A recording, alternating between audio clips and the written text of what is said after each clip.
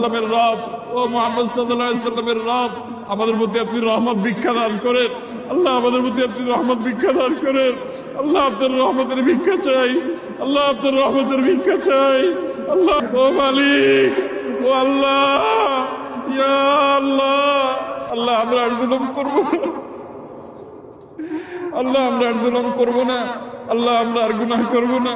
আল্লাহ, আমাদেরকে আপনি গুনাহমুক্ত জীবন দান করেন। আল্লাহ, আমাদের তাকওয়ার জীবন দান করেন। আল্লাহ, আমাদেরকে তাকওয়ার জীবন দান করেন। আল্লাহ, আপনি আমাদের রহমতের বৃষ্টি দান করেন। আল্লাহ, আমাদের আর কোনো রব নাই।